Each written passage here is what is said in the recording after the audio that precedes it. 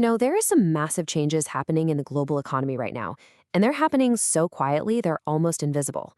But make no mistake, they are totally reshaping our world, and they could shift the balance of power and really challenge the US dollar like never before. Okay, let's dive right into this. And this is really where our whole story kicks off. The evidence we're going to look at today, it all points to a few key things. The US dollar is under some serious new pressure. China is expanding its investments all over the globe, and big institutions are suddenly very interested in things like gold again. Now, what some folks are saying is this isn't just one single event, it's a slow, subtle, but absolutely profound shift in how the world works. So that's the big question, right? Is all of this just happening by chance, or is there a much bigger strategy playing out behind the scenes? In this explainer, we're going to connect the dots. We'll look at everything from what's happening in South America to the rise of digital money to see the bigger picture. Is it a coincidence or a plan? Let's find out. All right, our first piece of the puzzle starts in a place you might not expect, Latin America. For, a century, people called it Washington's backyard. But if you look today, it's starting to look a whole lot more like Beijing's front porch. Now, what's so fascinating here is just how different the strategies are. I mean, the US has traditionally used financial power, right? Sanctions, loans that come with a lot of strings attached, a real do-as-we-say approach. But China? They've walked in with a totally different playbook. They're all about building stuff. Ports, roads, power plants.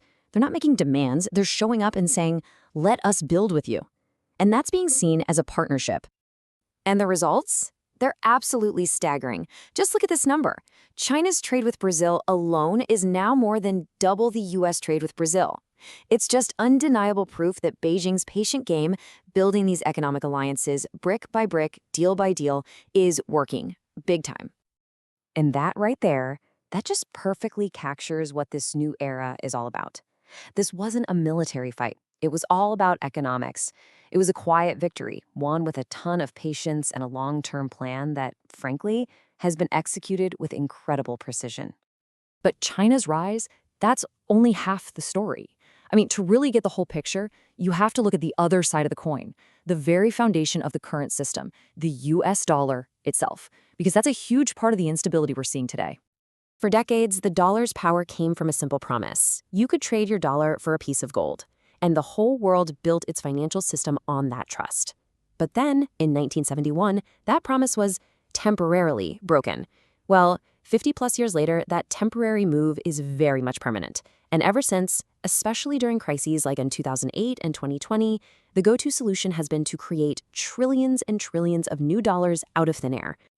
Yeah, it's got this super fancy name, quantitative easing, but don't let that fool you. It's actually pretty simple. It's the modern version of firing up the printing presses. It's creating new money, not by actually producing anything valuable, but just by typing numbers into a computer.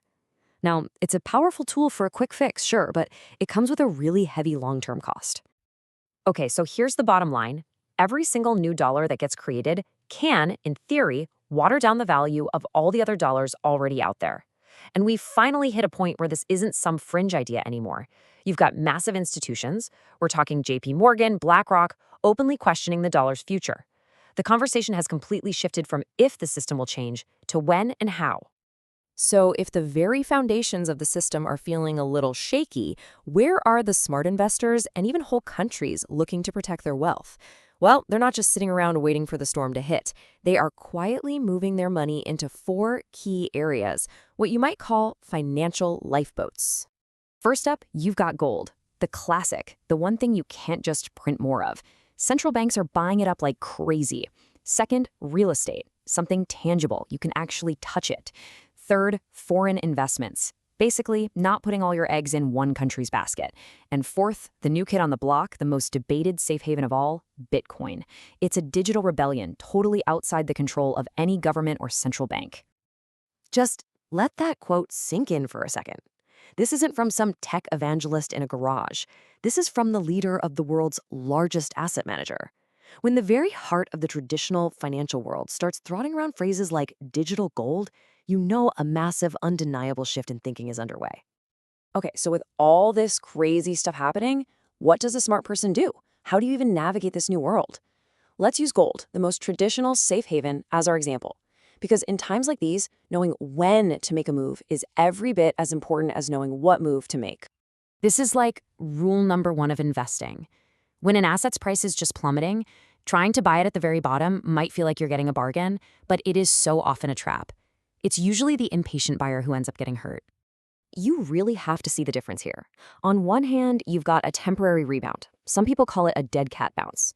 It's a little price jump that tricks amateurs into thinking the worst is over, which lets the big players sell their positions. But a true recovery, that looks totally different. First, the price stops falling and just kind of stabilizes. It trades sideways for a while.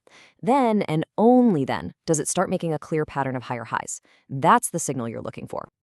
This is how the pros do it. Step 1, just wait. Seriously, be patient and let the market show you what it's going to do. Step 2, observe. You watch for that sideways movement, that stabilization. And step 3, confirm. You only even think about buying after you see clear proof that the fall is over and a new uptrend has begun. Patience, that's what separates the pros from the amateurs. Look, at the end of the day, this isn't about me telling you to go out and buy gold or Bitcoin. It's about something way more important. In a world that's changing this much, this quietly, the single most valuable thing you can possibly own is just understanding what's happening and why. The rules of the game are being rewritten right before our eyes.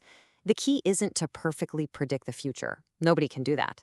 It's about being aware of the present because, the person who sees the wave coming is the one who knows how to ride it.